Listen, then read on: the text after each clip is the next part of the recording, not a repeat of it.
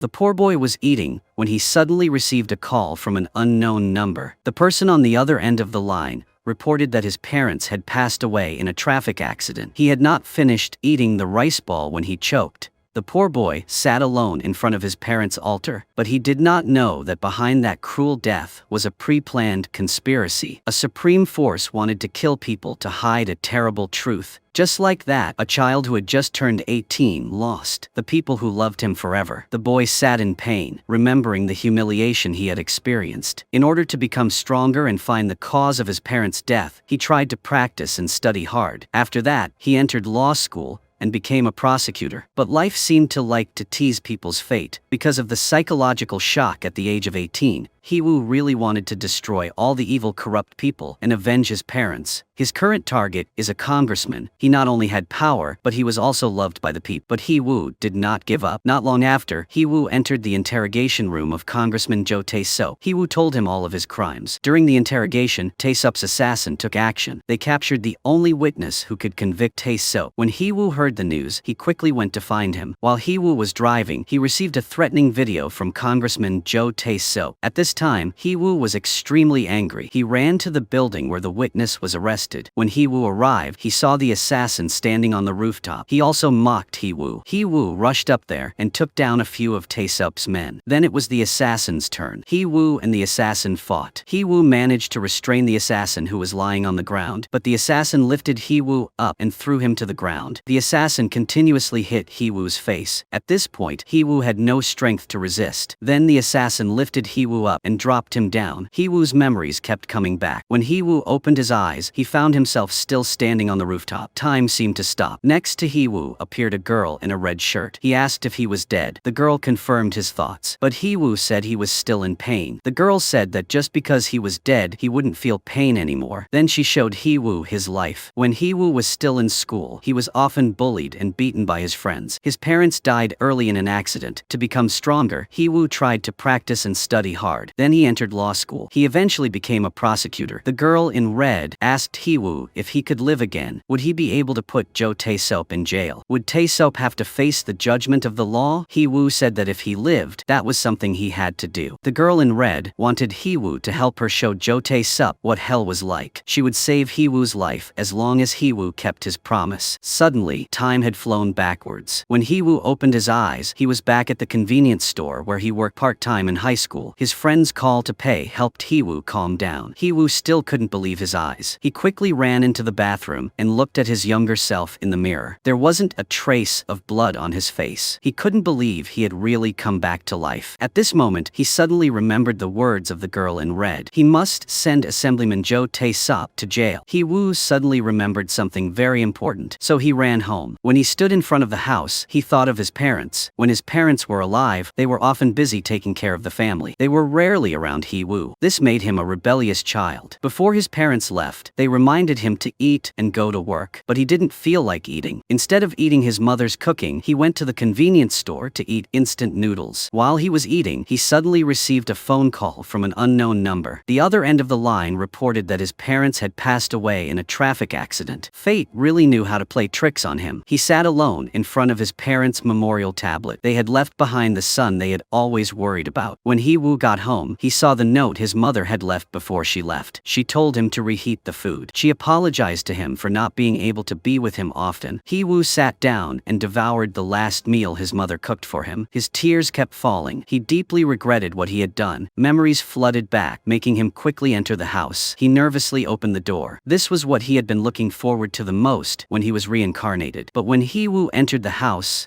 was empty. He called his parents, but no one answered him. He-woo sat down on the floor in despair. At this moment, his mother suddenly came out and asked, "Is that He-woo?" She asked if he had finished his part-time job. He-woo was moved and quickly hugged his mother. When He-woo saw his father coming out of the room, he also hugged him. His parents didn't understand anything. They were surprised because his attitude today was very strange. From then on, he saw his parents off to work every day. Not only that, he also kindly opened the door for them. Seeing He-woo's strange behavior, his father asked if he intended to shave his head and become a monk. He-woo did did not answer his father's question, but only smiled and hugged his parents. He-woo watched his parents walk away, his face filled with happiness. Finally, he was no longer alone. Although He-woo did not know if it was a dream or reality, he knew that what he needed to do now was to prepare everything well so that the previous tragedies would not happen again. Every morning after eating, He-woo started jogging to exercise. When he went to school, he listened attentively to the lectures. Because it had been 15 years since he had touched a book, when school was over, He-woo ate and reviewed his lessons. Studying too hard made him fall asleep. During class, he dreamed that his parents were hit by a car. That dream reminded him that tomorrow was May 18th. That was also the day his parents died in an accident. That night, when the whole family ate dinner together, he advised his parents to stay home and rest for a day. His parents naturally did not agree to this absurd request. That night, He-woo waited at the company gate when his parents got off work. He went to pick them up. On the way, the whole family laughed and talked happily. He-woo even walked outside to protect his parents. At that moment, a crazy car rushed towards them. Seeing this, He-woo immediately stepped forward to block his parents. But the car just passed by. He thought everything was over. But suddenly, another car rushed towards him. He hurriedly pushed his parents to the other side, and he fell to this side. The car crashed into the trash can, and then crashed into his parents. So the outcome was still the same. He was still alone and lost in this world. He-woo fell to the ground and cried miserably. He blamed himself for not being able to protect his parents. But suddenly, he heard his parents calling him from behind the car. He-woo rushed over to see what was going on. Luckily, his parents were only slightly injured. The police quickly arrived at the scene. He-woo wanted to know who caused the accident. He-woo was surprised when he saw that it was John So-kyu, the son of Counselor Jo Tae-so. Finally, everything from his previous life was clear. The reason He-woo couldn't find the person who hit his parents in his previous life was because Tae-so covered up So-kyu's accident record. He-woo hated that he couldn't put So-kyu in jail right now. After He-woo successfully saved his parents, he returned to work at the convenience store. At this time, a guy walked in and threw money on the table. He kept mocking He-woo. He was Yang-in, the high school bully who always bullied He-woo. Yang-in's father was the police chief, so he was very arrogant. When He-woo and Yang-in were about to fight, Han-mi stepped in to stop them. After that, Han-mi chased Yang-in out. Before Han-mi left, she teased He-woo. The next day, He-woo was called to the faculty office. The director was very happy that He-woo got first place in the exam this time. Returning to the convenience store, this time another schoolmate came to He-woo. She was Kim Kyu-ri, who had always been #1 in the academy. Kyu-ri asked He-woo how he managed to surpass her this time. He-woo just smiled lightly and said nothing. After Kyu-ri finished speaking, she turned around and prepared to leave. But He-woo asked Kyu-ri if her health had been okay recently. Kyu-ri didn't care and just left. Then another hooligan came in and threw a note on the table, demanding to buy medicine. When He-woo saw that, he threw it back and said it wasn't enough. The guy burst out laughing and said, "I heard you've changed. I didn't expect it to be true." After he finished speaking, he urged He-woo to quickly bring out the medicine, but He-woo didn't care, so he challenged He-woo to go out. Then he dragged his accomplices and led He-woo to the park. He used his hand to hit him, but He-woo grabbed him. He-woo hit him in the face a few times, but suddenly, He-woo was ambushed from behind. He tried to kick He-woo, but He-woo immediately counterattacked, causing him to fall to the ground in pain. Then the remaining 3 men rushed forward. He-woo beat them up. After He-woo finished off these people, he returned home to tell his parents that he wanted to take the entrance exam to Korea University. His parents thought he was just joking, but he took out his first place academic paper. After his parents read it, they couldn't believe it. 3 months later, He-woo went to class to study. Seeing the lights in the room flickering continuously made him remember that today might be the day Kim Kyu-ri had an accident. He-woo immediately went to look for her and found her unconscious in the rain. He quickly took her to the hospital. When Kyu-ri woke up, He-woo reminded her to take good care of her health, but Kyu-ri told He-woo not to worry about other people's business. She refused to tell him her feelings. He-woo took out a bottle of anti-drowsiness medicine and poured all the medicine on the hospital bed. He said that even though she was grateful to her parents for adopting her, she shouldn't destroy herself because of that. Her parents wouldn't want that. He advised her not to repay him in such a distorted way. What her parents wanted was for her to think for herself. Only then did Kyu-ri realize, and she was extremely grateful to He-woo. Then He-woo went out. He suddenly remembered the memories of his previous life. Kyu-ri overdosed on anti-drowsiness medicine and had side effects. Although Kyu-ri successfully passed the law entrance exam at Korea University, He-woo never saw her again, whether she went to school or worked. After He-woo thought carefully, he decided to change Kyu-ri's fate. He-woo then goes to the bathroom and accidentally hears Yang-in and his gang's plan. They plan to put sleeping sleeping pills in Han-mi's wine tonight. Hee-woo calmly entered the room. At this moment, they also came out. When he saw Hee-woo, Yang-in stood there mocking him. That night, Hee-woo went to the nightclub where they had arranged to meet. As soon as Hee-woo opened the door, he saw Yang-in secretly filming Han-mi. When Yang-in saw Hee-woo, he threw a bottle of wine at Hee-woo. Hee-woo calmly dodged the bottle that was flying towards him. Then Hee-woo used a clothes hanger to lock the door, and so the 1-on-4 fight began. These 4 people were no match for Hee-woo. One of them tried to crawl out but was grabbed by the head by Hee-woo and pulled in. Then Hee-woo closed the door. The screams rang out again. Then Hee-woo successfully saved Han-mi. He sat on the chair waiting for her to wake up. When Han-mi woke up, she loudly asked Hee-woo what happened. He didn't say anything, but just gave her the phone to see for herself. Then, they were all taken to the police chief's office. The police chief was Yang-in's father. The fat man admitted that he was the one who put drugs in Han-mi's wine. The police chief immediately said that his son didn't know anything. Then he blamed Hee-woo for assaulting his son. While he was changing the truth, Han-mi's father, Kim So-kun, walked in. So-kun slowly took off his watch and then slapped Yang-in hard. When Hee-woo reached the door, he wondered why Kim So-kun only had one son. When Hee-woo was about to leave, Han-mi called him and asked him to dinner. Hee-woo originally wanted to refuse, but he was hungry. To avoid awkwardness, Han-mi said that she just wanted to invite Hee-woo to thank him for helping her. Then Hee-woo pressed his face close to Han-mi's, making her feel embarrassed. He didn't want to go with her because of the smell of cigarettes on her. Then Hee-woo turned around and left, leaving Han-mi standing there alone. She was confused and smelled the smell of medicine on her body again. The next day, Hee-woo met Kyu-ri again at the convenience store. Kyu-ri had written down things that would help her prepare for the college entrance exam. Kyu-ri then gave it to Hee-woo. She hoped he would consider it as her thanks. During the time leading up to the college entrance exam, Hee-woo continued to jog every morning. After that, Hee-woo would review with Kyu-ri. Han-mi didn't have time to meet Hee-woo alone, so she could only stand outside and watch him. He tried to study hard every day, but it seemed like he was getting old, so he couldn't absorb all this knowledge. Finally, the day of the college entrance exam arrived. Hee-woo focused on finishing the exam and then went home to check the results. His parents were also worriedly watching the news about the exam. While Hee-woo was checking the answers, he accidentally heard his parents sitting outside talking about borrowing money. He thought that maybe he would have to work more. The next day, everyone in the class submitted their exam results to the teacher. When Hee-woo left the room, he met the tutoring teacher. The teacher asked him what he planned to do after the exam. He said he wanted to find a part-time job to earn money to help his parents. The teacher then introduced him to her brother's office to organize documents. She felt that this job was very suitable for Hee-woo. Her brother was Kang Min-suk. In Hee-woo's memory, Min-suk was a very famous lawyer. After that, Hee-woo started his work. At a meeting of the law office, Hee-woo accidentally heard about a familiar case. This case had been going on for 5 years, so Hee-woo immediately collected documents to help lawyer Kang quickly close the case. The documents Hee-woo collected successfully won the recognition of lawyer Kang and everyone else. After that, Min-suk was awarded 1 million won by lawyer Kang. Hee-woo was in dire need of money, so he was very happy and grateful to lawyer Kang. After Hee-woo returned home, he and his parents watched the university entrance exam results. Hee-woo successfully passed the law school entrance exam. His parents were extremely happy. He also stood in front of the familiar school and met the professor he once admired. No one could answer the first question the professor asked, but Hee-woo confidently raised his hand and answered correctly. All the students in the lecture hall admired Hee-woo. Everyone wanted to be friends with him. Among them was Lee Min-soo, an extremely confident and shameless person. Min-soo said that only Hee-woo was good enough to play with him. Then Min-soo pulled Hee-woo away. While they were walking, they met a girl being chased by an old woman. The old woman mistook Min-soo for her husband because of his old face. Then the three of them went for a walk together. Min-soo kept flirting with the girl, but failed. Before Min-soo could introduce himself, the girl found an excuse to leave. Later, when Hee-woo went to the freshman party and met Choi Kang-jin. In the previous life, Choi Kang-jin was a trashy prosecutor. The student council president was Jang Il-hyun, the superior who always hindered Hee-woo. Illinois Hun was on the podium saying that prosecutors must uphold justice. This made Hee-woo nauseous. As soon as Hee-woo went out, he was caught by Min-soo. Min-soo said that instead of listening to those people bragging, they should go to the beer house and have a few drinks. While Hee-woo and Min-soo were drinking beer, they accidentally saw the girl from that morning. She was arguing with a customer who secretly took pictures of women. After Min-soo helped her catch him, the three of them drank beer together. At this time, Min-soo kept flirting with her, but the girl only paid attention to Hee-woo. She said her name was Kim Hee-ah. Hee-ah said that her name was very similar to Hee-woo's. They must have a lot of chemistry. Hee-ah said that this time she would treat treat him. Hee-woo happily accepted. Hee-woo was eating when he kept staring at Hee-ah. This made her very embarrassed. Hee-woo said that Hee-ah looked familiar. Hee-ah also thought that Hee-woo looked familiar. Hee-woo and Hee-ah worked extremely well together. The three of them drank a lot, making Hee-woo drunk. When Hee-woo was walking home alone, he suddenly felt someone following him. Hee-woo turned around and saw a familiar face. This person was the assassin who threw Hee-woo from the rooftop in his previous life. When Hee-woo saw him, he was very angry. Hee-woo rushed to hit him, but he dodged. Hee-woo's punches were very light. Even though Hee-woo kept hitting him, he was not hurt. Hee-woo said that Hee-woo was still a terrible fighter like before, so this time Hee-woo lost again. Hee-woo was easily lifted up and thrown off the bridge. When Hee-woo was about to be hit by a car, he suddenly woke up. It turned out that it was all just a dream, but that was also his biggest obsession. To overcome his fear, the next morning, Hee-woo went to find Sunjae, who had trained him in his previous life. When Hee-woo arrived, he demanded a match with Sunjae. Hee-woo only fought a little bit, and he lost miserably. Sunjae recognized Hee-woo's talent, so he once again accepted Hee-woo as his disciple. When Hee-woo arrived at school, he saw Hee-ah waiting for him. She gave him a box of food she had made herself. Could this be love? As soon as Hee-woo entered the classroom, he took it out to eat. Hee-woo took a bite, and his expression changed. Hee-woo thought that maybe his taste was wrong. A boy was about to reach out to take a piece when Hee-woo stopped him. Hee-woo quickly hid it aside. Hee-woo didn't see Kyuri go to school, so he went to find her. Kyuri said that her father's company had gone bankrupt and her house had been auctioned off. Furthermore, her father was sick and hospitalized. Even though she received a scholarship, it was only enough to pay for her father's hospital bills, so Kyuri decided to drop out of school and go to work. Hee-woo finally found out why Kyuri didn't continue her university studies in her previous life. Hee-woo decided to find a way to help Kyuri. The next day, he went to the court to watch the real estate auction. While Hee-woo was watching, he suddenly saw a man named Woo Young-soo. Hee-woo seemed to have heard this name somewhere before. Young-soo won 5 consecutive bids for apartments at half the market price. Hee-woo thought that if he could make a profit from buying these apartments at a cheap price, he could have enough money to buy Kyuri's house. Hee-woo might even have enough money to deal with Jo Tae-seo. Seeing Young-soo win the bid and leave, Hee-woo wondered if there was any secret to winning the auction. Hee-woo returned to training with Sunjae, health, education, money. Hee-woo was determined not to miss anything. Hee-woo had just finished school when he ran to the court. This time, Young-soo won the bid for 3 apartments. Why did he do that when the market was bad? So Hee-woo went to find out for himself. Hee-woo discovered that the apartments Young-soo bought were all in the basement. When Hee-woo finished looking at them all, he became even more confused. What was different about this place compared to other places? To answer his question, Hee-woo went to see Young-soo. Hee-woo asked why Young-soo bought those apartments, but Young-soo said that if he did, Hee-woo would never make any money. Furthermore, why would Young-soo tell Hee-woo his business secrets? But Hee-woo was very sincere. So Young-soo suggested that Hee-woo look at the map. After a night of research, Hee-woo found the answer. Those were the only lots that had not increased in value. The price was cheap, so it was easy to buy. Moreover, they have a high potential to become redevelopment areas. Hee-woo wants Young-soo to teach him. Young-soo sees Hee-woo's talent, so Young-soo gives him a test. Young-soo then takes Hee-woo to a house he has auctioned. Young-soo tells Hee-woo to deliver eviction notices to the people living in the building. Hee-woo has to make them move out within a month and keep the moving costs as low as possible. Hee-woo completes the task very quickly. Young-soo compliments Hee-woo on his good work. Young-soo asks Hee-woo how he did it. Hee-woo says he was just lucky because the woman living there needs to file for bankruptcy. He offers to help her file for free. In return, she has to move out of the apartment within a month. Young-soo says that they only care about the result, but next time it won't be that simple. That's how real estate is. After Young-soo finished speaking, he decided to accept Hee-woo as his student. When they were about to leave, Hee-woo said he wanted to successfully bid for a house. Hee-woo asked Young-soo if there was any way to predict price during the auction. Hee-woo then went to find lawyer Kang and said he wanted to buy an apartment that was being auctioned. Hee-woo wanted to help his friend, but it was not convenient for him to personally stand up, so Hee-woo asked lawyer Kang to stand up for him. Lawyer Kang happily agreed. The day of the auction came, and Hee-woo waited anxiously. After Hee-woo heard that his application had won the bid, he was very happy. That night, Hee-woo met Young-soo. Young-soo asked Hee-woo how much money he wanted to make. Hee-woo pointed to a few things like phones, cars, and real estate. Young-soo said, "Does Hee-woo mean to take over all of Cheonha in the palm of his hand?" He was really ambitious. At this time, Tae-sep was interested in Young-soo's real estate. Tae-sep immediately sent his subordinates to handle it. At this time, Kyuri had returned to school. When Kyuri first met Hee-woo, she thanked him. It turned out that Kyuri had gone to ask lawyer Kang Kang, Kyuri was very grateful to Hee-woo. She said that she would definitely pay him back later. Then a friend came to get to know her. The person at this table asked her if she was the Kyuri who got perfect scores and was #1 in the country. He introduced himself as the student council president. When he was about to shake hands with Kyuri, Min-soo came to break the awkward atmosphere. Min-soo's old face made Kyuri unable to be natural. Every day, Hee-woo tutored Han-mi to help her retake the exam. Hee-woo said that Han-mi had improved a lot. Han-mi said that she would definitely get into Korea University. Hee-woo encouraged Han-mi that she would definitely make it. Then, Han-mi was taken to meet her father. He gave her money for college and told her not to let him get involved in things like last time. When Han-mi just left the room, she met her father's son. It turned out that Han-mi was just an illegitimate child. Therefore, everyone in the family looked down on her. Her brother was about to raise his hand to hit her, but she caught him and twisted his hand. Suddenly, her father came out and slapped her in the face. He also forced Han-mi to apologize to his son. She had no choice but to do so. After that, Han-mi asked Hee-woo to go out for a drink to relieve her sadness. Han-mi told him all her worries and identity. Hee-woo had suspected this relationship before. Indeed, the truth was exactly as he thought. Hee-woo found Han-mi very pitiful, but he could only look at her with a pitiful face. The next day, Hee-woo met Choi Kang-jin again. Kang-jin took Hee-woo to meet Il-hyun. They wanted to invite Hee-woo to join the secret club of the law department. Hee-woo happily accepted because they were all Taesep's people. While they were talking, Hee-woo heard Il-hyun say that they wanted to eliminate Yongsoo. Their purpose was to take over all of Yongsoo's real estate. They wanted to use it for Taesep's urban redevelopment project. At that time, Yongsoo was drinking at his wife's grave. Hee-woo made an appointment to meet Yongsoo and told him what he had overheard. Hee-woo advised Yongsoo to sell all of the real estate he was holding as soon as possible. After listening to Hee-woo's explanation, Yongsoo understood and agreed to sell the real estate. Previously, Hee-woo was able to save his friend's life. This time, Hee-woo came here to save Yongsoo's life. Yongsoo was very grateful to Hee-woo. On the way back, Hee-woo remembered why Yongsoo looked so familiar. In his previous life, Hee-woo had seen the news that Yongsoo had jumped off a building when he lost all his assets. But in this life, Hee-woo had successfully saved Yongsoo. The next morning, Yongsoo had transferred all of the real estate. When Taesep's henchmen heard the news, they were very angry. They immediately informed Taesep, but Taesep was not angry. Taesep did not believe that everything was just a coincidence. That evening, Hee-woo came to drink with Yongsoo. Yongsoo said that today was his birthday. Then Yongsoo praised Hee-woo for having more foresight than him. Yongsoo hoped that Hee-woo's ability would be used for good. Then Yongsoo gave Hee-woo all the money he had from selling the real estate. Hee-woo was surprised and embarrassed, but Yongsoo told Yongsoo to keep the money and go get Cheonha. Hee-woo kept the money and continued drinking with Yongsoo. The next day, Taesop went to Hee-woo's school to give a speech. Kyuri told Hee-woo to go with her. When they got to the auditorium and sat down, Taesop also appeared. Hee-woo discovered that there was an employee following Taesop. It was the girl in red who helped him reincarnate. Hee-woo then remembered what she said on the rooftop, that if Hee-woo approached Taesop, he might be able to meet her. After Hee-woo accidentally saw the girl in red who helped him reincarnate, he was very surprised. It turned out that she was Taesop's assistant. Her name was Han Ji-hyun. When Hee-woo just went out, he remembered his promise to Ji-hyun. Hee-woo walked up to Ji-hyun and said that he would definitely keep his promise. Hee-woo's unexpected words made Ji-hyun confused. Ji-hyun looked at Hee-woo with a suspicious expression and then turned around and left. At night, Hee-woo stood on the bridge, suspicious of Ji-hyun. It was clear that Ji-hyun was Taesop's person, but why did Ji-hyun want Hee-woo to take down Taesop? After Hee-woo thought for a while, he suddenly realized that Ji-hyun might die before him. Then Hee-woo went to the bar to meet Hee-ah and Min-soo. Everyone chatted happily without knowing that someone was following them on the opposite side. After Hee-woo put the drunk Min-soo in the car and turned around, he didn't see her, so Hee-woo had to go find Hee-ah. When Hee-woo arrived, he saw the guy sitting at the opposite table following Hee-ah. Hee-woo ran to stop him. When they were at the bar, Hee-woo had found this guy suspicious. He didn't expect him to follow Hee-ah all the way here. Then Hee-woo and him got into a fight, but after a while, they couldn't decide who would win. Then Hee-woo and he heard Hee-ah asking what Hee-woo and him were doing. Hee-ah called this guy Chief Park. It turned out that this guy was the person Hee-ah's father sent to protect her. It was all a misunderstanding. Finally, Hee-woo remembered who Hee-ah was. Hee-ah was the only daughter of Kim Chan-sung, the chairman of Chonha Group. In her previous life, after Kim Chan-sung passed away, the first time Hee-ah showed her face was at her father's funeral. The next morning, while Hee-woo was jogging, he thought that Chonha Group was Taesop's secret fund. But Hee-ah doesn't like Taesop at all. Hee-woo was sure that Hee-ah would be on his his side. After Hee-ah's father investigated, he discovered that she had been very close to Hee-woo recently. Hee-woo's parents were workers, but Hee-woo's grades had risen from the bottom to the top. Hee-woo then entered the law department at Korea University. Although Hee-woo was only 20 years old, he was already a formidable opponent for department head Park. After hearing that, he was very interested in Hee-woo. When mentioning Hee-woo, Hee-ah was very happy. Hee-ah said that Hee-woo was very handsome and also had a good personality and was good at studying. Unexpectedly, he was also very good at fighting, but Hee-ah said that Hee-woo was not the type of person she liked. Even though Hee-ah said that, when she went to school and saw Hee-woo being close to Kyu-ri, she got angry and left. Then Min-soo came and brought a friend from his medical department. This person's name was Moon Sung-ho. Min-soo confidently introduced Sung-ho as a genius like him. Min-soo said Sung-ho dropped out of school because he wanted to change the world. He developed an app called Haha Top. Hee-woo was surprised to remember that the person in front of him was Moon Sung-ho. Sung-ho developed a platform that changed the world. But after Sung-ho lost the lawsuit over ownership with Seoul Telecom, he suddenly went abroad to study. Sung-ho said that he was out of money, so he applied for Cheonha Telecom's startup support program. Cheonha's director, Kim, contacted Sung-ho and wanted to meet him, but Hee-woo felt very confused. It was clear that the software belonged to Cheonha Telecom in his previous life, but why was the person who came to him the most? So Hee-woo went online to investigate. Director Kim. After Hee-woo saw Director Kim's face, Hee-woo remembered that he was the person Tae Seop had planted in the Cheonha group. In his previous life, he had lured Sung-ho into handing over the project to Seoul Telecom. Then he took all of Sung-ho's benefits. Hee-woo arrested him for selling telecommunications information to foreign countries. This time, Hee-woo decided to make him leave sooner. Hee-woo immediately went to Il-hyun's group. While they were sitting and talking, Il-hyun complained that he hadn't received any big cases since he started working. That's why he couldn't develop. While Hee-woo was walking on the street, he thought that he would definitely prepare a big lawsuit for Il-hyun. A while later, Hee-woo went to see Hee-ah and gave her the Haha Top project so that she could give it to her father. Hee-ah was an IT student, so when she saw the project, she immediately said that this software would definitely be a huge success. At this time, Director Kim brought the Haha Top project to Tae-sep for review. Director Kim told Jo Tae-sep to do this project because this project would definitely help Tae-sep's political career. That night after dinner, Hee-ah showed the Haha Top project to her father. She introduced her senior as the developer of this platform. He had registered for the company's youth startup support competition, but Director Kim asked to meet him privately. This made Kim Chan-sung a little skeptical. Director Kim had already arranged everything. He had told his subordinates to prepare the legal team. He instructed them to immediately register the patent as soon as they got Sung-ho's source. Director Kim then went to see Sung-ho and praised him for creating such a great platform at such a young age. Director Kim then said that Cheonha's way of working was too outdated. Director Kim thought that Cheonha Group could not understand such a new platform. Director Kim said that only Seoul Telecom could help Sung-ho. Director Kim promised that he would guarantee Sung-ho the investment funding. In return, Sung-ho had to share the development process of Haha Top. When Sung-ho and Director Kim finished talking, Hee-woo and Min-soo also appeared. It turned out that Hee-woo had mentioned Sung-ho before. Hee-woo advised Sung-ho to be wary of Director Kim, so Sung-ho secretly brought a recording device and recorded the entire conversation. Hee-woo said that the next thing Sung-ho needed to do was to finish this project as soon as possible. As for the patent registration, Min-soo and Hee-woo would take care of it. Hee-woo then went to a law office and gave the project to the lawyer and said he wanted to register the patent. When the lawyer heard that this was related to Cheonha Telecommunications, he immediately informed Director Kim. Director Kim thought that he had everything in the palm of his hand, so he laughed smugly. But in fact, Hee-woo had intentionally let him know this news. Min-soo said that Hee-woo was too scheming, so it would be good if he joined the army, but Hee-woo said that he would never join the army again. When Hee-woo finished speaking, he suddenly realized that he had not joined the army in this life. Damn it, he had to go back to that damn place again. At this time, Chairman Kim had made an appointment to meet Tae-sep to talk. He said that Hee-ah had shown him a project of a senior she knew. Moreover, she had said that this project would definitely change the world. Tae-sep pretended not to know anything and then praised Hee-ah for her foresight. But the chairman said that he found something very strange. He did not understand why Director Kim personally made an appointment with the programmer without informing him about the project. He had thought that the counselor Jo Tae-sep had recommended would be loyal, but perhaps not. At this time, Hee-woo had come to see Il-hyun. Hee-woo gave Il-hyun evidence of Director Kim's crime. Someone from such a large corporation had violated intellectual property rights, this case would definitely attract the attention of the media. After Il-hyun finished reading it, he quickly went to investigate. Before Il-hyun left, he did not forget to give Hee-woo a kiss. When Il-hyun arrived at the prosecutor's office, he immediately reported to his superior that he would handle the case. His superior was Kim So-kun. So-kun immediately called Tae-seop to inform him. So-kun said that Director Kim was under investigation by the prosecutor. So-kun thought that Director Kim would betray his relationship with Tae-seop. Tae-seop was very upset when he heard that. Even though he had acted very secretly, everything was still exposed. Hee-woo recalled that, in his previous life, the person who benefited the most from the Ha-ha-top case was Tae-seop. If Ha-ha-top could not find a good investor, Tae-seop could steal the software at any time. Therefore, Hee-woo decided to use the money Young-soo gave him to invest. Young-soo did not object. Young-soo let Hee-woo decide for himself. Hee-woo then went to see Sung-ho. Sung-ho informed Hee-woo that the chairman of Cheonha Group had proactively contacted him to apologize. Because the Cheonha Group's chairman had given him very good conditions, Sung-ho agreed to accept the investment. Hee-woo thought that he had already dealt with Director Kim, but still couldn't change his fate. Hee-woo then asked why Sung-ho trusted him so much. There were 3 reasons why Sung-ho trusted Hee-woo. First, Hee-woo reminded Sung-ho about Director Kim's matter. The result was exactly as Hee-woo said. Director Kim was using tricks to lure Sung-ho. Second, the idea of Ha-ha-top was actually Min-soo's idea. Min-soo wanted to create a world that connected people through the use of data, but Min-soo didn't let Sung-ho tell Hee-woo. The third reason was that before Sung-ho met Director Kim, he received a message. The sender also reminded him to be careful, but when he called this person back, they said they had never texted him. At this time, Director Kim rushed to Tae-seop's place. When Director Kim arrived, he knelt down and begged Tae-seop to forgive him for ruining things, but Tae-seop's attitude was very clear. If a useless piece appeared, it had to be eliminated immediately. After that, Tae-seop ordered his subordinates to deal with Director Kim. Sung-ho had just returned from shopping when he turned on the TV. The news was reporting that Director Kim had jumped from a building. Hee-woo realized that Tae-seop must have had a hand in this. After Director Kim died, this case could not be prosecuted. The next day, Hee-woo was still very curious about who sent the message to Sung-ho. Sung-ho wrote down the name of the person who sent the message to him. When Kyu-ri saw it, she said that it was another name for the god of hell. While Hee-woo was thinking, Min-soo called. Min-soo said he found the owner of the phone that texted Sung-ho. He was just a part-time employee at a convenience store. A girl borrowed his phone to text Sung-ho. Min-soo then told Hee-woo to hurry over. After they checked the camera, Hee-woo discovered that the person who texted Sung-ho was the girl in red. She is still Jo Tae-seop's secretary, but why did she call herself the god of hell? When Hee-woo arrived at school, he saw the news about Tae-seop on TV. Tae-seop was praised by the people for saving GM cars from being sold to foreigners. This helped the majority of the country's workers from losing their jobs, but only Hee-woo knew that in his previous life, Tae-seop sold GM cars because he failed to acquire the Ha-ha-top project. So this time, Tae-seop changed his decision to sell GM cars to gain the people's support. Hee-woo was about to leave when he heard about a new case. A man was arrested for murder. He knelt down and cried, claiming his innocence, but no one believed him. After he was escorted out of the house, his son ran over. The boy tried to plead his father's innocence, but he was held back by the police. Seeing his father being escorted into the car, the boy cried helplessly, but he couldn't do anything. At that moment, Hee-woo appeared and asked him if he was Park Sang-man. Hee-woo said he would help Sang-man's father clear his name. Hee-woo then took Sang-man to school. In class, Sang-man was ridiculed by his classmates because his father killed someone, but Sang-man tried to endure it because Hee-woo promised he would help Sang-man's father clear his name as soon as possible. Although it was hard to believe, Sang-man couldn't do anything else. Sang-man could only try to endure and wait for Hee-woo to clear his father's name. At this time, Hee-woo went to find Il-hyun. Hee-woo gave Il-hyun evidence of the case and showed him how to find the real culprit. Hee-woo then waited for Il-hyun to handle the case for him. Because Il-hyun wanted to be promoted, he immediately invited the victim's wife for questioning. Illinois. Hyun questioned her for a long time, but the victim's wife refused to reveal any information. Illinois Hyun then had his subordinates bring in a man. It turned out that the wife had been having an affair. She was afraid that her husband would find out, so she killed her husband. Her husband owed Sang-man's father a lot of money, but he refused to pay. When Sang-man's father and her husband were arguing, she saw that Sungman's father only dared to threaten her with a knife, but he did not dare to do anything. While her husband was sleeping, she used that knife to kill her husband. Just like that, Sungman's father was wrongly accused. Hee-woo stood in front of the police station and saw Sungman's family reunited, and he was also happy. In his previous life, Sangman had spent 15 years trying to find evidence to prove his father's innocence. Hee-woo was touched by that action. So in this life, he remembered Sungman. Today is the day Hanmi takes the college entrance exam. When Hanmi is about to enter the exam hall, she sees Hee-woo cheering her on. This makes her very surprised. Seeing Hanmi nervous, Hee-woo immediately takes out something and says it is a lucky charm. This is the pen he used in the college entrance exam last year. Hanmi happily accepts the pen. Before Hee-woo leaves, he puts a gift in Hanmi's hand. Hee-woo also holds Hanmi's hand, making her freeze for a few seconds. Then she happily shouts to cheer herself up. Today is also Sangman's college entrance exam day. The two are trying hard for the future. After Hanmi finished the exam, Hee-woo came to check her results. When Hanmi saw her results, she happily ran everywhere. At this time, Sangman was also happy because he had achieved the desired results. Hanmi had not been happy for long when she received a call from her father. The first thing her father said was not to congratulate her, but he wanted her to choose the school he had arranged. If Hanmi did not agree, he would send her to study abroad. Although she was very upset, she could not do anything. After that, Hanmi asked Hee-woo to go to a bar. She said she would choose the broadcasting and journalism department. Hee-woo immediately said that he was sure Hanmi would become a famous reporter. After a while of talking, Hanmi thanked Hee-woo for always accompanying her. Thanks to him, she had today, she would definitely repay him in the future. After that, Hee-woo and Hanmi drank together for a bright future. When Hee-woo returned home, he saw his parents waiting for him with sad faces. While he still did not understand what was happening, his father handed him a summons. He looked closely and saw that it was a military summons. Hee-woo immediately understood that this day had come again. His father said that there was nothing to be afraid of. His father was also from the special forces. When Hee-woo's mother saw that Hee-woo's father lied without blinking an eye, she immediately said that he was lying too much. He was just a logistics soldier. He said he was a logistics soldier of the special forces. Hee-woo laughed that his father was so cool. When Min-soo heard that Hee-woo had to enlist in the army in 2 days, Min-soo immediately blamed him for not telling her sooner. Min-soo felt very hurt by this. Hee-woo wondered if he was as hurt as someone who had to serve twice. Like, seeing Hee-woo's expressionless face, Kyu-ri couldn't help but scold him. She and Min-soo scolded Hee-woo. They asked how he could be so calm. They asked him if he wasn't nervous. Hee-woo thought that since he was going for the second time, he wasn't nervous anymore. Then Hee-woo heard that Hee-ah would also be going abroad to study in a few days. As soon as he heard, he said that he had urgent matters to attend to. Kyu-ri and Min-soo angrily scolded Hee-soo. Hee-woo ignored the two and still turned away, leaving Kyu-ri speechless. Hee-woo went to Young-soo and said that he was about to enlist. Hee-woo also gave Young-soo the money he had previously kept. Young-soo said that he was also eyeing some real estate. Young-soo would invest in it and wait for the day Hee-woo was discharged. Hee-woo was extremely grateful to Young-soo. After that, Hee-woo said goodbye to Young-soo and left. On the way home, he recalled the things he had done in this life. Although Hee-woo had not defeated Tae-soo, he was very happy to have so many loved ones by his side. The next morning, Hee-woo knelt down to say goodbye to his parents in tears. As soon as Hee-woo left the house, he saw Hee-ah waiting for him. She was upset because he did not tell her that he was enlisting. He also blamed her for going to study abroad without telling him. The two burst into laughter. After that, Hee-woo and Hee-ah walked side by side on the street. As they were walking, Hee-ah suddenly put her arm around Hee-woo. When he wanted to let go, she told him not to. He was the first person she had ever held hands with like that. After a while, Hee-woo and Hee-ah said goodbye to each other. Hee-woo walked on his own path. 7 years had passed, and Hee-woo had returned to his mature appearance. The first place Hee-woo went to was the Gangwon Provincial Prosecutor's office. Gu Sung-hyuk was the chief prosecutor there. Sung-hyuk asked Hee-woo why he was the valedictorian of the training academy. Hee-woo said he came here to bring Sung-hyuk to Seoul. As soon as Sung-hyuk heard this, he was very surprised. Hee-woo wanted to bring Sung-hyuk, an abandoned prosecutor with no title or status, to Seoul, but Hee-woo thought that status was something that could be obtained if he wanted it. After they finished talking, Sung-hyuk told Hee-woo to find his own office. At this time, the two former employees were gossiping about Hee-woo. While they were talking, Hee-woo walked in. A man stood up and introduced himself as an investigator named Oh Min-guk. Min-guk also told Hee-woo that if there was anything he didn't know, he could just tell him to do it. Hee-woo then told Min-guk to compile all the case files in the office and give them to him. Min-guk looked around in confusion and felt uneasy. He didn't know what was going going to happen. Then Sung-hyuk took Hee-woo to a bar. As soon as the two arrived, they saw a group of people. Sung-hyuk immediately ran over to serve them some drinks. After talking, they found out that the group of people were all high-ranking officials in the area. Among them was a mafia boss. So Hee-woo noticed this group of people. They had just finished drinking for a while when Hee-woo mentioned that he would take Sung-hyuk to Seoul to work. Sung-hyuk angrily told Hee-woo to return to Seoul, but Hee-woo didn't want to return because he could act freely here. Sung-hyuk felt that Hee-woo alone wouldn't be able to make any waves, so Sung-hyuk agreed to let Hee-woo stay. At the prosecutor's office, Min-guk was telling his colleagues that Hee-woo hadn't done anything these past few days. He felt that Hee-woo was even lazier than Sung-hyuk. Thanks to that, his work was much more leisurely. Min-guk didn't stay happy for long when Hee-woo brought 2 stacks of documents and told him to finish them before getting off work. Looking at the piles of documents that were as high as a mountain, Min-guk could only curse. Then Hee-woo went to find Young-soo. Young-soo was very happy to see Hee-woo return. As soon as Hee-woo sat down, he asked Young-soo about Sang-man. It turned out that before Hee-woo joined the army, he had brought Sang-man to Young-soo for training. Now that Hee-woo had returned, he wanted to bring Sang-man to work for him. Then Sang-man hugged Young-soo tightly. Then Sang-man told Young-soo that he had to remember to take his medicine when he wasn't here. In the car, Hee-woo recalled Sang-man coming to find him 7 years ago. Sang-man said he wanted to repay the favor. Sang-man promised he would try to become Hee-woo's right-hand man. The first thing Sang-man had to do was follow Hee-woo to the beer club. As soon as they reached the door, Hee-woo asked the doorman if there was a place to gamble. He sneered and said no. Sang-man opened his bag. Seeing that it was full of money, the doorman immediately bowed and invited Hee-woo and Sang-man in. When the two entered, they were led to a secret door. Once inside, they saw that this was an extremely professional gambling place. Even though Hee-woo knew it was all a scam, he still changed his chips and went to a dice guessing table to play. He kept betting and paying attention to the tricks of the people here. He played and played until his chips ran out. Hee-woo told Sang-man to change all the money in his bag into chips. Then Hee-woo placed all the chips he had on box number 7. The amount of money was so large that it scared the female employee. While she was trembling and opening it, Hee-woo said he wanted to change to number 6. Seeing the other party's relieved face, Hee-woo guessed it, but he still deliberately changed it back and forth to tease her. In the end, he chose number 6. As expected, Hee-woo lost all his money. Then he shook hands with the waitress and left. A moment later, Hee-woo went to a restaurant. While he was ordering, the girl suddenly appeared. Yesterday, Hee-woo deliberately lost, so he secretly gave her a paper, asking her to come here. Hee-woo said he wanted to know information about the casino manager. Then he introduced himself as the new prosecutor of this area. Sung-hyuk was sleeping when he suddenly received a phone call from Hee-woo. Hee-woo said he wanted to wipe out the Juche state. Sung-hyuk angrily asked Hee-woo if he had any evidence that he dared to be so reckless. Hee-woo said if he didn't have any, he would just create it. He would ask for help from the police. Sung-hyuk told Hee-woo that they were on the same side, so no matter what Hee-woo did, it would be useless. But Hee-woo didn't listen to his advice and hung up immediately. Hee-woo walked in alone with a vengeance. He took out his prosecutor's card and said that everyone had been arrested. Seeing that, they immediately took out money to bribe them. Hee-woo also accused them of bribing the prosecutor. Seeing that he was serious, they took out knives. Hee-woo immediately told Sang-man to turn off the lights so he could deal with these bastards alone. Before Hee-woo could finish, the lights came on. Hee-woo turned back to call Sang-man, but no one answered. As soon as Hee-woo went out, he saw Min-guk misunderstanding and arrested Sang-man. Hee-woo told them to be careful and went upstairs. 2 men appeared in the middle of the road blocking their way. Hee-woo quickly dealt with them and pushed them into the room. Hee-woo then saw the whole group standing there. Hee-woo said he didn't have much time, so they went all at once. Hee-woo's 1 versus 10 battle officially began. Hee-woo had just finished handling things when Min-guk and Sang-man walked in. They couldn't believe their eyes. They didn't expect someone so brave. Then Hee-woo went to their criminal record storage room. Hee-woo assigned Sang-man to hack the system and get all the data. Hee-woo knew Sang-man was very good at this, because in his previous life, Sang-man had hacked the prosecutor's server to clear his father's name. At this moment, Hee-woo suddenly heard a noise outside. As soon as Hee-woo stepped out of the door, he saw Min-guk being beaten. A big young man appeared. Hee-woo was very happy to meet this person. Hee-woo wanted this person to be on his side. Then Hee-woo and that person fought. He was Lee Jong-suk. In his previous life, Jong-suk became the best boxer in the country thanks to his speed. In this life, Hee-woo was determined not to let Jong-suk go astray again. Hee-woo had just defeated Jong-suk when Sung-hyuk arrived. Sung-hyuk immediately went straight to Hee-woo and slapped him in the face. Sung-hyuk advised Hee-woo not to do that again, because nothing is more important than life. But Hee-woo told Sung-hyuk to just rest assured and leave everything to him. Then Sung-hyuk had someone handle the scene. The reason Hee-woo respected Sung-hyuk so much was because in his previous life, prosecutor Sung-hyuk had come to give Hee-woo all the evidence he had collected before resigning. When he opened it, Hee-woo was surprised because these were all the things Tae-sup's subordinates had done. It must have taken him many years to collect them. At that time, Hee-woo chased after Sung-hyuk to thank him. Hee-woo promised that he would make good use of this document. Back in reality, Hee-woo gave Sang-man a set of documents and told him to bring them to Seoul and give them to Han-mi. Hee-woo then went to the cell to inform all the arrested men that he would be interrogating each of them. If anyone doesn't cooperate, the punishment will be more severe. They all laughed and looked down on Hee-woo. They said, "Do you think we'll be afraid of you?" Seeing that, Hee-woo immediately told investigator Min-guk that whoever doesn't cooperate, he can just give them 15 years in prison. After hearing that, they were all scared. After Hee-woo interrogated the first person, he learned that they not only organized gambling but also kidnapped women. It was the second person. After being threatened for a while, he confessed that he had kidnapped about 20 girls. He then forced those girls to use drugs. Hee-woo was very angry when he heard that. Then Hee-woo beat him up. Next came the boss. As soon as he saw Hee-woo, he told Hee-woo to bring out the menu because he was hungry. Hee-woo immediately turned off the camera and went to deal with him. After being beaten, not only was he not afraid, he even said he would skin Hee-woo. As soon as Hee-woo arrived, he saw several high-ranking officials blaming him. They said that they had to maintain the local economy and the security of the whole area. They blamed Hee-woo for ruining everything. They also blamed Hee-woo for beating too many people. Then they ordered that this matter be handled quietly. After they finished speaking, they were about to leave, but Hee-woo said it was time. Hee-woo told them to look at this before leaving. The crimes of all the people Hee-woo had caught had been put on the news by him, so this matter had become known to the people. Hee-woo could continue investigating and arrest the masterminds. When they saw that the matter had been exposed, they were scared and left. This time, Sung-hyuk was not angry, but he also asked Hee-woo if he was confident in catching them all. Hee-woo was still very confident. Hee-woo was resting for a while when he suddenly received a text message. It turned out that Hee-ah had come to visit Hee-woo. When they met again, they both smiled. Hee-ah asked Hee-woo why he came here to work. She said if he wanted, she could take him to the legal department of the company she worked for. But Hee-woo said he wanted to come here to see the ocean. Hee-ah laughed and said, "I really miss this look. It's really cool." Hee-woo was still the same as before. Even Hee-an was always the one who took the initiative, and she was the one who said she missed Hee-woo first. She was also the one who came to see Hee-woo first. The two talked for a while, and then Han-mi arrived. Hee-ah said she had something to do and had to leave. Han-mi showed her displeasure as soon as she arrived. Han-mi said Hee-ah was pretty, but not as pretty as her. Hee-woo said that. Han-mi immediately told Hee-woo to try saying Hee-ah was better than her once. Hee-woo said just once. How could that be enough? Han-mi immediately cursed. Damn it. Han-mi threatened Hee-woo to try saying it again. With Han-mi's personality, even Hee-woo would be afraid. Hee-woo immediately invited Han-mi to eat to apologize. As soon as Sang-man saw Han-mi, he immediately asked Hee-woo if he wanted to make friends by looking at faces. Why does everyone look so pretty? Hee-woo immediately said that it depends on the environment you live in and the people in that environment you meet. Sang-man asked why the two of them looked alike. While they were having fun, the thugs from last time appeared again. Because they had just been released, they were very arrogant, went to mock Hee-woo, but he didn't pay any attention. Seeing that, they immediately turned to tease Han-mi. It wasn't that easy to mess with Han-mi. Han-mi immediately cursed them. "You're tired of living? Shut up." They had been gone for a while, but the more Han-mi thought about it, the angrier she got. She immediately picked up a bottle of wine and was about to rush up and hit them. Luckily, Sang-man stopped her in time. Sang-man curiously asked when Hee-woo had started dating. One day, two girls came to find him, so who knew who his real girlfriend was? Seeing that Hee-woo didn't answer, Sang-man immediately said that if he were him, he would like Hee-ah more. But Han-mi is also very cool. Hee-woo said, Sang-man has been working too little lately. Hee-woo will give Sang-man more work from tomorrow. Then Hee-woo told Sang-man to turn off the lights and go to sleep. The next day, Sang-man was assigned to go undercover at the pier to investigate the drug trafficking case. At the prosecutor's office, Min-guk worked hard day and night. When Min-guk was about to take a break, Hee-woo appeared with a box. After a while, Hee-woo pushed the box towards Min-guk. Hee-woo said Min-guk had to finish it before leaving work. Min-guk asked Hee-woo if he had to finish it before leaving work. Did Hee-woo mean that Min-guk should leave work tomorrow? Hee-woo laughed. It was true that only Min-guk understood Hee-woo. At this time, because Sung-hyuk trusted Hee-woo, he invited Hee-woo out for a drink. Sung-hyuk gave Hee-woo Hee-woo the criminal documents of the local officials and said that this was the train ticket for Hee-woo to take him to Seoul, so the two officially cooperated. The next morning, Sang-man overheard an extremely important piece of news. There would be a large-scale drug transaction at the pier tomorrow night. Then Hee-woo and Sang-man went to Seoul. Hee-woo went to hand over the case file to Seo-kun and said that I want to investigate this case under his command. This was the train ticket for Hee-woo to take Sung-hyuk to Seoul. When Hee-woo just left the room, he met Min-soo again. The two hugged each other warmly as soon as they met. After they talked for a while, Sung-hyuk guessed the purpose of Hee-woo's visit this time. When Hee-woo returned, he also went to see Kyu-ri. When he arrived, he saw her teaching her subordinates. Now Kyu-ri has also become a powerful prosecutor. Sang-man felt uncomfortable seeing the two of them being close. Sang-man wants Hee-woo to tell him the truth. Is Hee-woo a pervert? How many girlfriends does Hee-woo have? Hee-woo says Sang-man wants to die. Hee-woo then told Sang-man to hurry up. At this time, Seo-kun came to report Hee-woo's matter to Tae-seok. Tae-seok did not suspect anything and immediately agreed to Hee-woo's proposal. At the prosecutor's office, Min-guk was still working hard. When Min-guk was about to finish his work, Hee-woo appeared again. Hee-woo immediately pulled Min-guk to catch the criminals. When they reached the pier, Min-guk had to carry the goods onto the truck. Outside, Seo-kun's men were all present. As long as Hee-woo found out the drugs the criminals were transporting, they would immediately take action. Sang-man secretly opened the box to see, but inside there were only fish. At this moment, the criminals arrived. Sang-man and Min-guk saw this and pretended to break the box. Sang-man picked it up and discovered that there were drugs in the fish's stomach. Min-guk immediately held it up for Hee-woo to see. Hee-woo came out and said that the prosecutor was here. Everyone stood still. Other guy asked who Hee-woo was. Hee-woo said he was the prosecutor. The thug was helpless. Finally, the criminals were caught. Hee-woo gave the signal to arrest people. After Hee-woo gave the signal, Seo-kun informed his subordinates to take action immediately. The criminals still didn't know the situation, so they planned to deal with Hee-woo, but Hee-woo quickly dealt with them. Then the police also arrived. At this time, Sung-hyuk also successfully arrested the remaining people. Then it was the boss's turn. If he didn't confess this time, he would die. When he saw the complete evidence, his sweat continuously poured out. Finally, he confessed everything. Then Hee-woo went to the press conference to name the people involved in the case to the people. These corrupt officials took advantage of their positions to cover up for the criminals, including the police department and the city mayor, Kim Sang-tae. As Hee-woo was about to read the name of the congressman, he suddenly received news that Seo-kun had asked him to spare the congressman. That was the condition for Hee-woo and Sung-hyuk to go to Seoul. It turned out that the counselor was also Tae-seok's man. Tae-seok finally noticed Hee-woo. Tae-seok arranged for him to meet Hee-woo. At this time, Hee-woo went to meet the big guy. His name was John Seok. Although John Seok was 21 years old, he had not graduated from high school because he was busy making money to pay for his mother's hospital bills. He had to drop out of school to become a thug. John Seok also said that this was a freelance job, not a thug. Hee-woo then called Sang-man and told him to pay for John Seok's mother's hospital bills. They then transferred her to the best hospital. Furthermore, Hee-woo also arranged a decent job for John Seok to earn money. Finally, Hee-woo advised John Seok to focus on his studies. John Seok was surprised and asked Hee-woo why he did that. Hee-woo said because John Seok said he wanted to be a freelancer. Hee-woo was recruiting John Seok. Hee-woo asked John Seok if he would do it. John Seok looked at Hee-woo and choked up in agreement. Hee-woo had successfully recruited a great fighter. John Seok looked happy after Hee-woo left. That night, Sung-hyuk went out drinking again. Hee-woo told Sung-hyuk about his plans when he went to Seoul. The first person Hee-woo wanted to capture was Il-hyun, Illinois. Hyun was Seo-kun's trusted subordinate, so they had to start with him first. As soon as they arrived in Seoul, Seo-kun called Hee-woo. Seo-kun wanted Hee-woo to follow Sung-hyuk and report back to him. When Hee-woo arrived at the office, he discovered the wiretap, but he didn't take it off and went to see Sung-hyuk. Hee-woo said he wanted Sung-hyuk to act with him to trick Seo-kun. When Hee-woo returned to his parents' restaurant, he was surprised to meet Han-mi there. Han-mi came to write a newspaper article about Hee-woo's parents' restaurant. They then closed early to celebrate Hee-woo's return. Finally, everyone was present and happily enjoyed the meal. John Seok also came here to work part-time. While they were eating, Han-mi had to go home early. As soon as she left, everyone started talking. Sang-man told a few stories. Young-soo also praised Hee-woo for his parenting skills. Hee-woo not only raised Sang-man and John Seok, but he could also take care of her. Hee-woo was shy. Early in the morning, Hee-woo went jogging with John Seok. Hee-woo wanted to get ahead, but in the end he was left far behind by John Seok. John Seok had good physical strength. Hee-woo asked John Seok if they fought again, would John Seok win? John Seok didn't answer but just smiled. Hee-woo asked John Seok if John Sok had surpassed him. Wouldn't he be afraid? When Hee-woo returned to the prosecutor's office, he went to report to Seo-kun about the situation of monitoring Song-hye. After hearing this, Seo-kun had no doubts. Seo-kun had manipulated everything. As soon as Seo-kun arrived at Il-hun's office, he immediately informed Hee-woo that the secret club would have a party tonight. All the high-ranking officials were there. When Hee-woo arrived, he recognized everyone present. Even though everyone had waited for 30 minutes, no one had eaten yet, because there was one person who had not appeared yet. The person who had enough power to command everyone here. That person could only be Jo Tae-seop, the most powerful and evil man in Korea. After finishing the meal, Jo Tae-seop told his assistant to call Hee-woo to meet him. While they were walking, Hee-woo reminded them of their promise from years ago. This time, she still didn't understand anything and only suspected Hee-woo. This time, Tae-seop and Hee-woo met as a leader and an employee. Tae-seop asked a few questions to test Hee-woo's heart, but this much was not difficult for Hee-woo. Hee-woo answered very confidently, making Tae-seop extremely satisfied. The next day, Seo-kun just arrived at the office and transferred Hee-woo to Il-hyun's team. Seo-kun also said that there was a big event today. Then Seo-kun told Hee-woo to go there to learn. This was a forum for future talents where young Korean entrepreneurs appeared. Hee-woo was talking to a beautiful young actress when Choi Kang-jin ran over to grab her. When Hee-woo turned around, he suddenly saw an old acquaintance. She was Sung Jin Myeon, the president of the National Arts Foundation. In his previous life, he had arrested her for tax evasion and embezzlement of national funds. He thought that this time he would arrest both her and Jang Il-hyun, kill two birds with one stone. Then Hee-woo used his eloquence to talk to Jin Myeon. Hee-woo brought Jin Myeon to introduce to Jang Il-hyun. Seeing Jin Myeon was beautiful, Illinois Hun was speechless. Illinois Hun knew that Hee-woo was creating an opportunity for him, so he immediately went to flirt with her. She smiled happily. Illinois Hyun saw the bait and signaled Hee-woo to leave. Illinois Hun didn't know that this was a trap Hee-woo set for him. Once two evil people got together, Illinois Hun would definitely be charged with collusion and cover-up, so Hee-woo could catch both of them. A perfect plan. The next day, Illinois Hun took Hee-woo to interrogate a suspect. Before that, Illinois Hun needed to go to another room to meet someone. This person was the director of Milry Electronics. He was arrested by Min-soo for embezzlement, but his superiors found a way to let him off the hook. This job was assigned to Il-hyun. Illinois Hun planned to force a medical student to confess to killing his girlfriend. Even though the student cried and said he was wronged, Illinois Hun still wouldn't let him go. Illinois Hyun wanted to use this to make the people forget the case of the director of Milry Electronics. Hee-woo was very indignant and felt sorry for the student. Seeing Il-hyun's smiling face, Hee-woo decided to clear the student's name. Then Hee-woo will let Il-hyun be punished by law. How will Hee-woo arrest Il-hyun and clear the male student's name? Hee-woo is planning to put Il-hyun in jail. First, Hee-woo spreads the news that Il-hyun has an illicit relationship with Jin Myeon. Then Hee-woo immediately goes to find evidence to clear the male student's name. After some investigation, Hee-woo finds out the murderer's method of committing the crime. His method of committing the crime is very similar to the serial killer Hee-woo caught in his previous life. Hee-woo asks Kyu-ri to investigate this criminal. After a day and a night of keeping watch, Kyu-ri finally sees the criminal in action. In the middle of the night, he goes to a deserted place to dig a hole with a shovel. He prepares to dispose of the body of a girl. While Kyu-ri is quietly observing, her phone suddenly rings. When Kyu-ri sees that she has been discovered, she rushes out to arrest him. She almost got beaten to death by him. Luckily, appeared in time, he picked up a knife to attack him, but John Sok punched him in the face. John Sok then broke his arm and punched him again. John Sok easily knocked him out. After being arrested, he confessed to the murder. In the court, Illinois Hyun was still convicting the male student. When Il-hyun was pleased that the matter was settled, Kyu-ri walked in. She informed him that she had caught the real culprit. Illinois Hyun had no choice but to withdraw the complaint, which meant that the male student had been cleared. This greatly affected the reputation of the Korean prosecutor. The media reported that Il-hyun had framed the male student. The people's trust in the prosecutor decreased significantly. The matter grew bigger and bigger, forcing Seo-kun to run to Tae-seop for help. It was still the same old plan. They had to find a bigger case to cover up. They need a scapegoat to help the prosecutor regain the people's trust. That sheep was Il-hyun. Seo-kun had learned that Il-hyun had colluded with Jin Myeon to embezzle the National Art Fund, so Seo-kun gave Hee-woo full authority to handle this matter. Everything went according to Hee-woo's plan. The prey had fallen into the net. From now on, he will take his time to catch it. First, Hee-woo sent someone to bring evidence to arrest Jin Myeon. At this time, Jang Il-hyun was also arrested. Although Seo-kun had ordered Hee-woo to arrest him, he He was only pretending. Seo-kun did not want to lose a right-hand man like Il-hyun, so Seo-kun secretly ordered Kang-jin to sneak into Sung-hyuk's room and install criminal data on his computer. Seo-kun wanted Sung-hyuk to take on all of Il-hyun's sins. These conspiracies could not fool Hee-woo. Hee-woo told Sung-hyuk to install a hidden camera in the room. Thanks to this video, Sung-hyuk escaped punishment. Hee-woo then went to the press conference to present Il-hyun and Jin Myeon's crimes. Seo-kun didn't expect Hee-woo to be able to quickly collect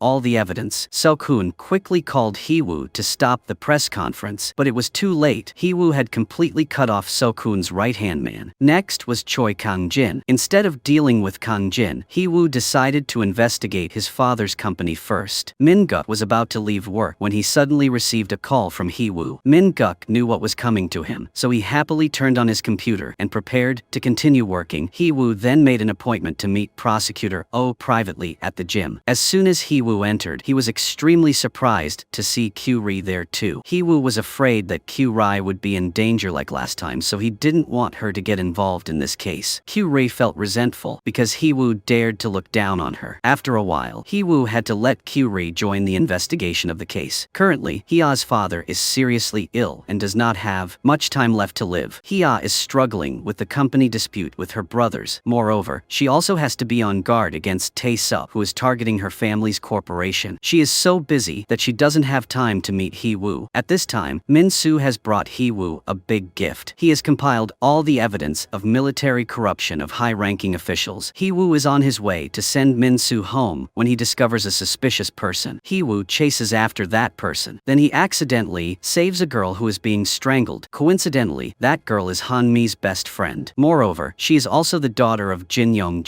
He is an upright counselor and also has enough power to confront Tae-seo. Hee-woo asks Han-mi to meet Jin-young to say a few things. Hee-woo advises Jin-young to stop what he is about to do, which is to point the knife at Tae-seo. Even if Jin-young waved it, it would be useless because there was a traitor by his side. He had to find that traitor first. But Jin-young hated the prosecutor so much that he didn't listen to Hee-woo's warning. He then left angrily. As soon as Jin-young returned, he received news that his plan had been sniffed out by Tae-seo. So Jin-young immediately ordered his secretary to summon the highest officials to investigate, but no one showed up. The one who came was Tae-seo. It turned out that the traitor was Jin-young's secretary. He had given all the information to Tae-seo. The people close to Jin-young had also been bribed. Now only Jin-young was left with no one to support him. At this time, Jin-young remembered Hee-woo's warning. That night, the two of them had a private meeting by the river. Hee-woo spoke of his ideal of wanting to protect the Republic of Korea. Hee-woo wanted Jo Tae-sup to be punished by law. Hee-woo then gave Jin-young a file and said it was Pandora's box. Hee-woo wanted Jin-young to reveal it in the National Assembly meeting. Jin-young was shocked when he saw the file, because inside the file were the crimes of all high-ranking officials. If he revealed it, Korea would be in chaos. But Hee-woo said that instead, Jin-young would gain more power to deal with Tae-seo. Hee-woo bet on this man. He was the only politician who could oppose Tae-seo. Would this plan succeed? Jin-young went to the National Assembly's Judiciary Committee. There was a meeting between the leaders to elect candidates for the position of Minister of Justice. Here, Jin-young took out the file that Hee-woo gave him. In this list were 37 names that caused the military service scandal. In addition, there were also the names of some of the congressmen who were present. Next were the names of 50 people who violated the anti-drug law. There were also people who accepted sexual bribes on this list. Jin-young read out all these names to the National Assembly and the media. Many high-ranking officials stood up to protest. At this time, the National Assembly Hall was in chaos. Just as Hee-woo had planned, he thought that this incident would seriously weaken Jo Tae-sup's power, but it was all wrong. All the people Jin-young named in the National Assembly came to Tae-sup for help. As soon as Tae-sup stepped out, everyone knelt at his feet because they wanted to find a way to live. These people all surrendered to Tae-sup. Although this incident greatly increased his power, it also increased Tae-sup's crime by one level. Kang-jin also came to Tae-sup for help. Kang-jin paid a huge price to escape punishment. Even though he was arrested, he stood up to denounce his father's company. He personally sent his family members to prison. Kang-jin's father's company also fell into Tae-sup's hands. At this time, Illinois Hyun wanted to escape punishment, so he blamed Jin Myeon in front of the media. Illinois Hyun also said that he was just being used, but things weren't that easy. Hee-woo went to Jin Myeon to come up with a plan to completely destroy and put Il-hyun in jail. According to Hee-woo, Jin Myeon acted like what Il-hyun had done before. She even cried and said that she was pregnant. Before the trial, Illinois Hyun Hyun was sentenced to 7 years in prison. Hee-woo was very satisfied when he saw Il-hyun being taken away. Hee-woo practiced martial arts with Jong-seok every day at the gym. Even though it was just practice, the two of them fought mercilessly. Sung-hyuk was extremely surprised when he saw this. At this time, Hee-ah's family had bad news. Her brother's affair had been reported by the media. Her father was very angry. Things had come to this point, so Hee-ah couldn't hide anymore. She had no choice but to listen to her father and stand up to fight with her brothers in the family to keep the group. Hee-ah asked Hee-woo out to say goodbye as a friend. From now on, Hee-ah had to enter the battle for fame and power. She was no longer an innocent girl. When Hee-ah was about to leave, Hee-woo suddenly called her. He walked over, held her hand, and led her away. Then he gave her a teddy bear. He said that if she was sad, she should come find him. Hee-ah was very touched. She felt like she had been given more motivation. She walked away with a smile on her face like before. At this time, Hee-ah's brother came to see Tae-seop. Because he wanted to become his chairman, he made a deal with Tae-seop. That night, Tae-seop went to see Chairman Kim and asked him to give up the position to his eldest son. But Chairman Kim did not agree, so Tae-seop gave him a gift as a warning. The news of Chairman Kim being hospitalized was reported on TV by the media. Tae-seop ordered Seo-kun to have all prosecutors investigate the Chona group. This was announced to the entire population. The first person to be targeted was Chairman Kim's youngest son. His youngest son was sent to prison because he was afraid that the next target would be Hee-ah. Chairman Kim personally went to find Tae-seop and gave him a gift. It was a recording of the first time the two worked together. He warned that if Tae-seop touched his son again, he would send Tae-seop to prison. This had reached Tae-seop's limit. That night, Tae-seop sent someone to the hospital to kill Chairman Kim. The director there was also Tae-seop's man. He sent someone into the room to inject a drug, so Chairman Kim passed away forever. Seeing the news on TV, Hee-woo came to visit. Hee-woo saw Hee-ah with a haggard expression and was speechless, and he felt very sorry for her. Then he said he would help her keep the Chona group. Seeing Hee-woo leave, Hee-ah felt confused. Hee-ah immediately asked his assistant to investigate everything about Hee-woo. When Hee-woo returned home, he told Sang-mon to sell all the real estate and stocks he had invested in before. Now, it was time for him to need this money. Chairman Kim had passed away, so Tae-seop stopped the investigation. This greatly affected Seo-kun. Because it had been announced to the people before, stopping it would cause the people to lose trust. Hee-woo suggested switching to investigating Byungdon Bank to reassure everyone. Seo-kun also had no other choice. In order to be promoted smoothly, Seo-kun asked Hee-woo to secretly investigate, even though he knew it was Jo Tae-seop's bank. But Seo-kun did not know that this was Hee-woo's plan to separate him and Tae-seop. After the investigation, Hee-ah was very surprised when she learned that Hee-woo had an extremely large amount of money in her hands. To answer the question in her heart, she made an appointment to meet him. Hee-ah knew that Hee-woo had invested in real estate since he was in school. Hee-woo planned to deal with Tae-seop and help Hee-ah, so she trusted him a lot. Hee-woo also told him his plan. First, he was to capture the president of Byungdon Bank. This was Tae-seop's secret fund, and also the place where he held 15% of the Chona Group shares. To do that, Hee-woo personally went to see Tae-seop and told him that Seo-kun was investigating Byungdon Bank, but Tae-seop was still on high alert with Hee-woo. Tae-seop only accepted the documents and told Hee-woo to go home first. As soon as Hee-woo went outside, Assistant Han took the initiative to ask him about the promise from years ago. Hee-woo said it wasn't time yet, but he would definitely keep it. After that, Hee-woo continued to go to Jin-young and asked him to spread the news that Byungdon Bank was being investigated. Hee-woo wanted Tae-seop to know and believe him. After hearing the news on TV, Tae-seop worriedly called Hee-woo. Tae-seop assigned Hee-woo the task of investigating the evidence of the crime and arresting Seo-kun, but Hee-woo wanted Secretary Han to go with him to get the evidence. Then Hee-woo went to the prison to find Il-hyun. Hee-woo wanted Il-hyun to testify about Seo-kun's corruption. Hee-woo said he was working for Tae-seop, so if Jang Il-hyun helped Hee-woo, he would help Il-hyun get a reduced sentence. But after everything, Illinois, he no longer trusted Hee-woo. At this time, Assistant Han walked in. After Il-hyun saw her appear, he obediently confessed everything. Before that, Hee-woo also let Q-ri investigate JQ Construction Company owned by Seo-kun's wife and children. But at this time, Jo Tae-seop received news from his subordinate that the manager of Byungdon Bank said that if JQ Construction Company was investigated, Byungdon Bank would be implicated because he illegally lent Seo-kun's son a huge amount of money. Tae-seop was furious after hearing this. Tae-seop immediately had his assistant Han call Hee-woo and tell him to stop the investigation. But things weren't that easy. At this time, Q-ri had gone to see her superior. He was the chief prosecutor of the Eastern Office and also Seo-kun's opponent. When he heard that Q-ri was investigating JQ Construction Company. He immediately praised her and asked her to continue the investigation. Seo-kun couldn't keep calm when he heard that his son was